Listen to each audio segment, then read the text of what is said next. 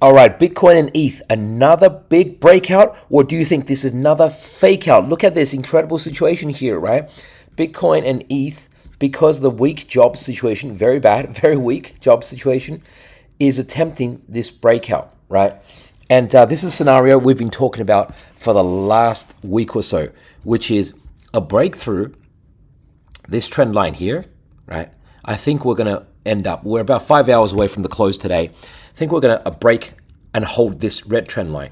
But once again, it'll be these hundreds, low 116, 116.2.3 K area. That's going to be crucial. We got up to, it was a 4% move today. We got up to 118K, took out some shorts, but now it's pulling back to 116K again. So this is like kind of a must hold area, right? Now, lots of data to show you guys. Basically, look at this. What's happening with the Bitcoin whales? Something very big is happening with the Bitcoin whales, right?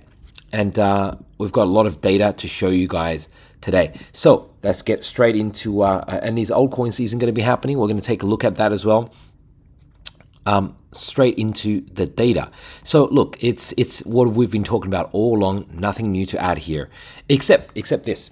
What caused this big pop today was exactly at 8:15 a.m. New York time when the US BLS released their ADP job numbers, right? And it was so bad. It was like negative. It was like negative for 2 months in a row now. For 2 out of the last 3 months now. Let me show you guys. It's the chart is here, right? So it was negative here and now negative here. So of these 4 months, 2 of them have been negative now. And that's obviously really, really bad. Like people, it is true that Wall Street and the Federal Reserve normally looks at the NFP jobs, right? The ADP jobs not as important, but they still look at it. And people always debate. They say, oh, look, I trust the NFP jobs more because that's what the Fed looks at. That's what Wall Street values more. That's true. We can argue whether the actual number of jobs created or subtracted is this much or this much, whatever the level is. What we cannot debate is the trend. Over the last 4 years, we've seen this trend of falling jobs since 2021, and then it going sideways, stabilizing. And then, in the last 10 months or so, that's undeniable. That's a downtrend with 2 negatives, right? So that's shocked the market. And here's another way of looking at it. If we smooth the charts, this is, by the way, construction jobs. Construction jobs have, you think right now with, first of all, construction jobs are the backbone of the U.S. economy, right? The backbone of the U.S. economy. And it's not very often that the U.S. economy can escape when construction jobs are down this badly. I mean, this was May and June in 2020 during COVID. That's how bad construction jobs were, and then came roaring back to life. Now, here's the thing: if basically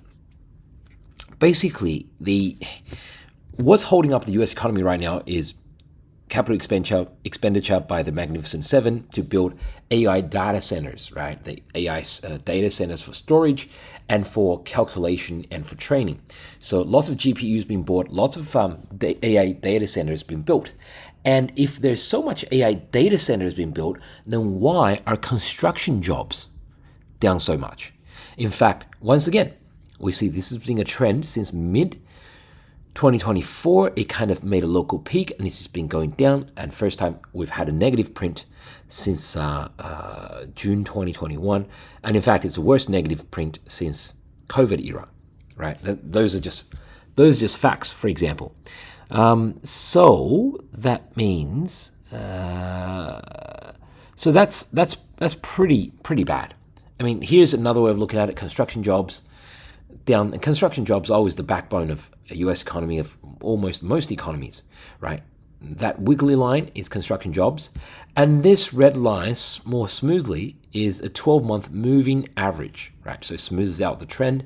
And we can see here, we've hit basically, taken out this 2020 low. We've taken out the COVID low. Can you believe that? We've taken out the COVID low. This was like the lowest since like 2018 on this chart. So what's happening? What's happening with construction jobs? That's a big problem. All right. Now, this is a very consequential chart. I believe this is a very important chart on what it tells us where Bitcoin is going. But before we answer that question, first let's answer the question of which crypto exchange does Pablo Jimenez use? Well, Pablo uses exchange that's non-KYC. That means you don't need to show any ID.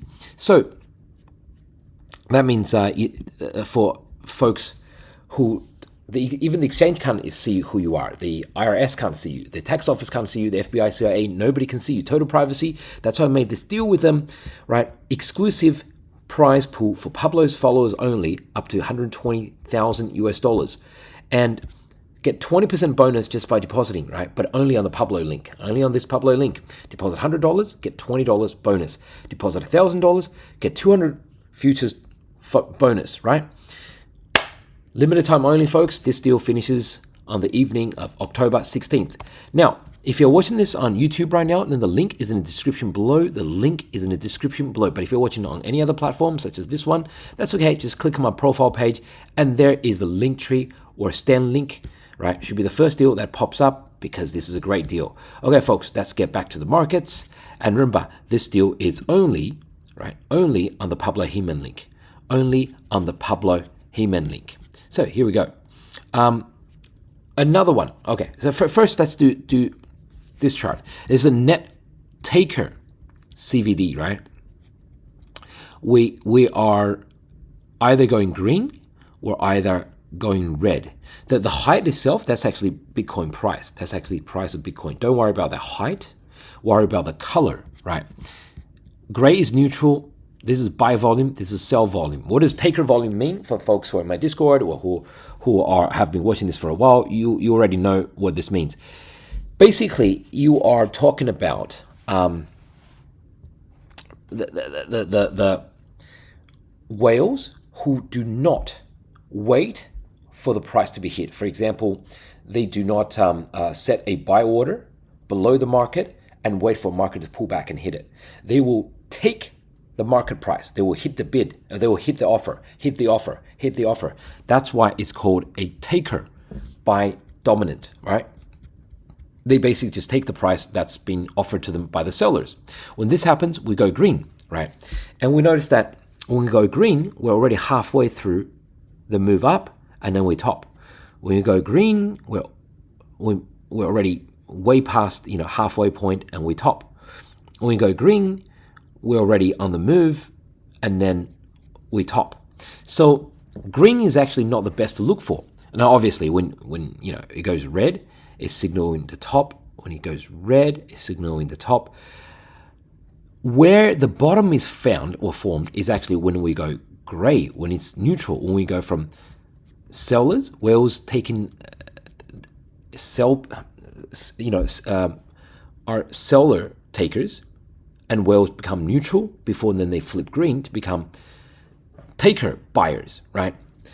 Buy takers. So for example, like here, we've gone red, then we turn gray, and then boom, for a big run, right? This was mid-2024, when Bitcoin went from 49K to 109K top.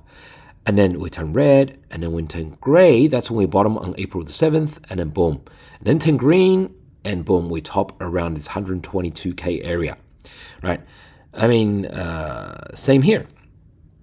We turn green, and then we turn gray, and we turn gray again, right? These mark the bottom. Boom, we turn green, and markets start moving up again. We turn gray, mark the bottom. Right, we go up, turn green, and that signals the top. So here, we've had, what's happening recently is we've had green. This signals the top, right? Okay, a little bit of misfire there. No signal is 100% accurate. But then we go red, red, red, red, red, red, and we go down, right? So which essentially means basically a lot of whales are not even selling at the at the price above market. They're just taking the bids. They're hitting the bids on the way down. But however, look at here. we've gone green here, right? There's at least I think there's a bar of gray here, and we've gone green here as well, meaning we're now starting to flip out of the red zone into possibly gray or even green zone. That means we're going to start running up again. This is another good sign, right? So it goes hand in hand with the chart we're seeing, which is Bitcoin, right? Trying to rally here, and it's really important for us to hold this low 116 level for the next few days. One thing I will say about the US jobs data situation is that we need for real confirmation from the NFP jobs that's supposed to come out on Friday. But since the US government has shut down, I'm not sure if the Bureau of Labor Statistics, BLS, will release the US jobs data on Friday or not. I don't think they do. So, and this shutdown could easily run for another 2 weeks. So right now, we might just have to sit with the really bad ADP jobs numbers for now. So let's quickly have a look at ETH.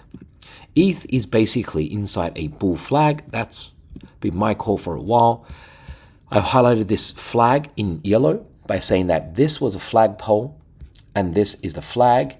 We bounce off here. So far, we've held this major trend line that supported Ethereum since the April 7th rally, right? And held this bottom once again. This we beat and confirmed above this key 40-60-ish, 40-60 level. And now we're looking to try to break above this this bull flag and go for a run. And along the way, we can retest this red trend line here once again. Although I would prefer for it not to retest. You don't want to retest too many times. If you retest too many times, we could break down here. I just want to see us float around, and then break through, and then up we go. And then probably this run is going to go easily above 5,000. Okay, let's have a look at a few other key charts. Here's another way of looking at Bitcoin net taker volume on Binance. And when we go green, once again, there's no gray this time, there's only green or red, is when we're having net takers, right? Basically, the people are buying, the whales are buying without waiting for a pullback. And blue is the Bitcoin price. So we can see here that's been a massive spike in the green. Massive spike here in the green in the last day or so. That means whales are buying and without much patience waiting for a pullback. And this green bar is as high as a spike as early September, right? But it's actually higher than that. I think it's almost as high as mid-July. In fact, it could be a little bit higher and be as high as early July, right? Early July, before when the move up to 123K happened. So this is another signal that whales, the behavior in the market is starting to change, that whales are starting to take notice and whales are starting to basically buy, right? And they're getting a little bit impatient, which is what we want to see. We want to see the whales push prices up. So these are all very positive signs, especially in light of the fact that that Bitcoin,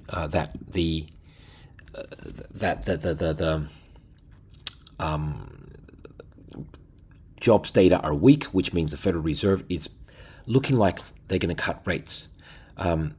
Here, there's US spot ETF flows.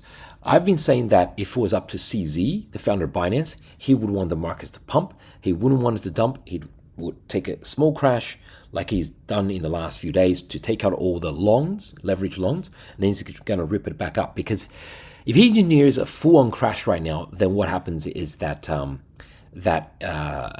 his new baby Aster coin and coins like Aster coin on his Binance BNB chain revival is going to crash as well. He doesn't want that to happen. So I said if it was up to CZ, I'm going to show you what CZ has been tweeting. If it was up to CZ, he would want the market to bounce. But it's not 100% up to CZ. He controls the crypto native side of Bitcoin and of the markets. But there's also people who control the ETF flows, right? And that's That's basically BlackRock, IBIT in their Bitcoin ETF. This is all of the US spot ETF net flows. Mostly it's BlackRock and Fidelity. So we can see red patches when the market is selling, and green patches when money is flowing into these ETFs and buying Bitcoin, buying, a little bit of selling, buying. Bitcoin hits 122K here, selling. Bitcoin rallies up to 123K here, all-time high, selling, right? And then buying, and then all this selling takes it down to 108K, and we've started seeing buying again. So this is essentially the other part of the puzzle. You have the spot ETFs buying, and you have guys like CZ, right, on Binance doing the buying or the dumping, depends on which way he wants the market to go. And I'll show you which way he wants the market to go. So here is what he's been tweeting and what we can learn from what he's been tweeting over the last few days. This is when price was at 123K, market started dumping, and he wrote something like, dips are important for establishing support levels, which are like foundations for a house. He's hinting at this is going to be a foundation, right? This is going to be a support level. Don't panic, guys. We're just going to take out some high leverage loans, right? We're going to establish support level, and then we go up from there. So the support level they established is at this level, which is around 108K. Yeah, 108K. And then as it rallied up, right, yesterday he wrote, not predicting the future and don't get too excited. A September in the past crypto cycle, or my first crypto cycle, just data. And what he attached was the 2017 ETH bull run, basically showing ETH dip down to like Bitcoin bull run, of 2017, when Bitcoin dipped down to 4,300 and then run up to like 18,000 like 2 months later. He tweeted that photo, right, on September 30th, which is like 2 days ago, when Bitcoin was up here around on the pullback to 112K. And then on this pump today, on the week jobs report to 116K, when it was hit 116K, he wrote this. He says, markets always try to shake out the weak hands. The foundational support is more solid without them. So in other words, he's basically said, look, market was always going to go up. That's how I want it to go. We're just going to shake out the weak hands, right? Once the weak hands have sold, then we're going to pump the markets back up, and the weak hands are going to come in and buy their way back in because they're afraid of missing out on the Bitcoin pump, right? So they're going to come back and buy it back, and that's buy back into the market when Bitcoin's near its all-time highs, like 120K, or even new all-time highs, 125K, and that's their fault. Let's quickly have a look at Bitcoin dominance. So here, look, I've been pretty happy with the way Bitcoin dominance has been playing out. We've just gone up, fake out, and up in Bitcoin dominance, right? That was Bitcoin season, right? With patches of altcoin season that ended too quickly, then boom, big fall. And now was altcoin season, but then altcoin season got interrupted and we broke this trend line. Oh no, is altcoin season over? No. Because see, in a trend, you have fake outs and it continues in the same direction. You have bounce up, then it goes down. Bounce up, then I think we head down. So why am I not worried about this trend line breaking? Because trend lines always get broken, and then you just find a less steep angle of descent, right? And then you go something like this, right? Then we get something like this, literally a less steep angle of descent. Markets can't always go up or down at a very sharp angle.